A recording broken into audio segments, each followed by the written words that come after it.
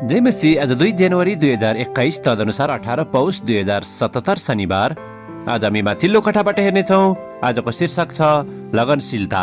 आज हामी परमेश्वरको वचन यशाया 40 को 28 देखि 31 सम्म पाठ गर्नेछौँ। के तँलाई थाहा छैन? के तैँले सुनेको छैनस्? परमप्रभु सदा सर्वदा परमेश्वर हुनुहुन्छ। पृथ्वीको पल्लो छेउसम्मका सृष्टिकर्ता हुनुहुन्छ। उहाँ न त थकित न हैरान हुनुहुन्छ र कसले पनि उहाँको समझलाई नाप्न सक्दैन। उहाँले थकितहरूलाई बल दिनुहुन्छ र कमजोरहरूको शक्ति बढाइदिनुहुन्छ। युवकहरू पनि दुर्बल र थकित हुन्छन् र जवान मानिसहरू थाकेर लोड्छन्। तर परमप्रभुको आशा गर्नेहरूको बल फेरि नयाँ हुनेछ। तिनीहरू गरुड झैँ माथि माथि उड्नेछन् र दगुरेर पनि तिनीहरू थाक्ने छैनन्। तिनीहरू हिँड्नेछन् तापनि मुर्छा पर्ने छैनन्। आमेन। यशाया 40 को 31 लाई लेखक यहाँ जोड दिनुहुन्छ। तर परमप्रभुको आशा गर्नेहरूको बल फेरि नयाँ हुनेछ। तिनीहरू गरुड झैँ माथि माथि उड्नेछन् र दगुरेर पनि तिनीहरू थाक्ने छैनन्। तिनीहरू हिँड्नेछन् तापनि मुर्छा पर्ने छैनन्। आमेन। लेखक आफ्नो अनुभव र विचारलाई यहाँ यसरी प्रस्तुत गर्नुहुन्छ। जति बेला म धेरै जवान थिएँ र आफ्नो साइकलमा म लामो दूरीको यात्रा तय गर्ने गर्दथे, तब आज उद्धृत गरिएको वचनको सम्झना म प्राय गर्ने गर्दथे। यात्रामा कहिलेकाहीँ ठाडो र उकालो चढ्ने गाह्रो पर्ने पहाडहरूलाई म देख्दथे, जसले म भित्र धेरै आशंका र चुनौतीहरू खडा गरिदिँदथे र त्यसले अन्ततः मलाई पछाडि फर्केर घर जान उत्प्रेरित गर्दथ्यो।